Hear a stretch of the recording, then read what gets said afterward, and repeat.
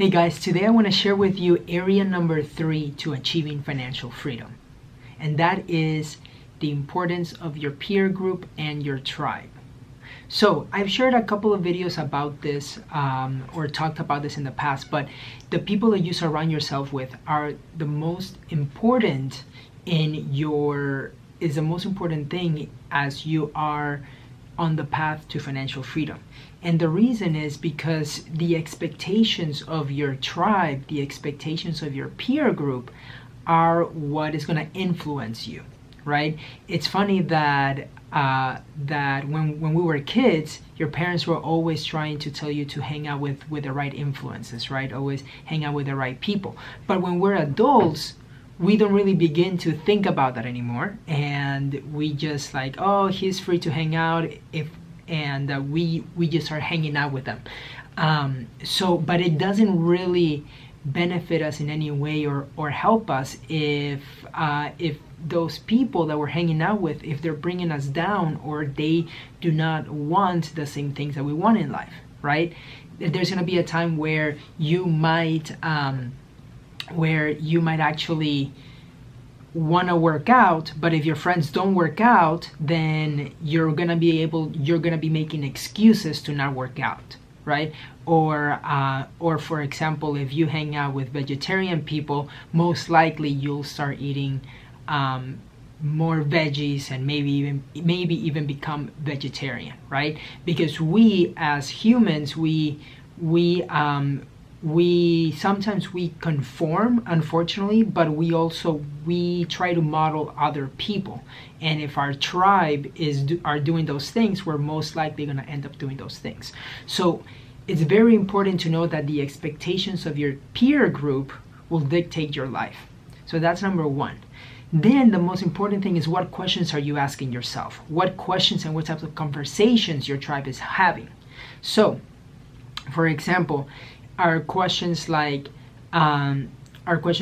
whenever you, let's see over here. So the questions that your peer group is having, right? So at the end of the year or at the end of the quarter, are they asking you, hey, did you accomplish your goals, or how are you doing on your path to achieving the goals that you wanted to achieve this certain year?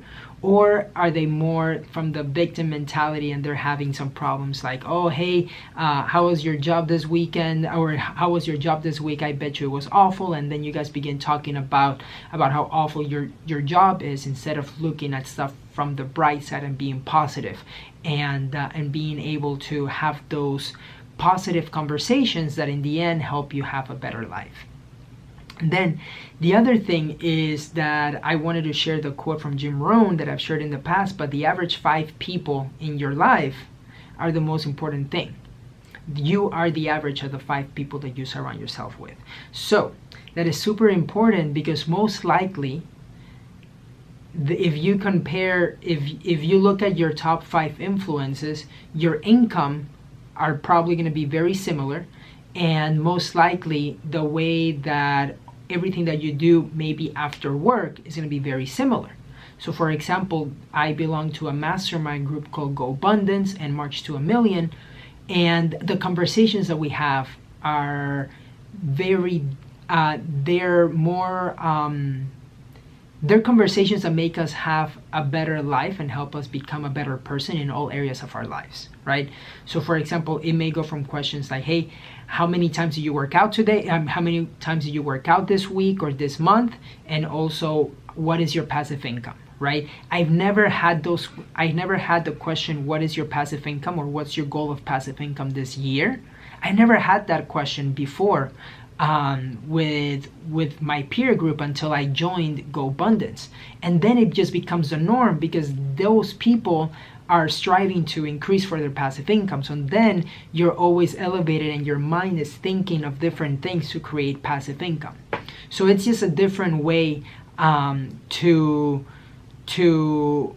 accomplish your goals if you're surrounding yourself with people that have similar goals to you. Remember that it's also important to have mentors in your life so that you learn from them, and those mentors are part of your peer group.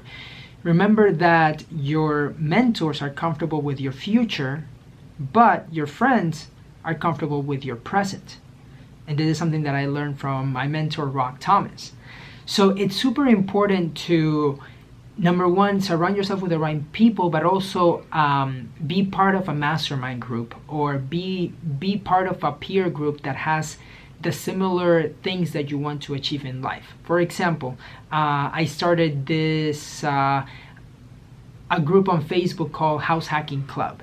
And it's completely free, but what I'm doing is I'm teaching people how to buy their first home, especially the millennials, buy their first home and be able to house hack in a way that they can make money from their first home by putting little money down, right? So that's something that I created so that I can teach others what my mentors have taught me.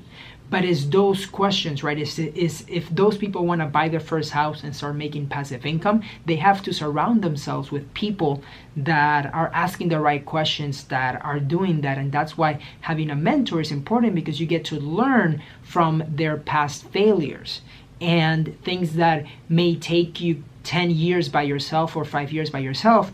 You may be able to skip all that and get over all that in a matter of a conversation with a mentor by simply learning from their past mistakes. So that's why it's super important to have the right peer group and the right mastermind group. So if you have any questions for me, please feel free to comment below. We are in step number 3, or area number 3 of achieving financial freedom.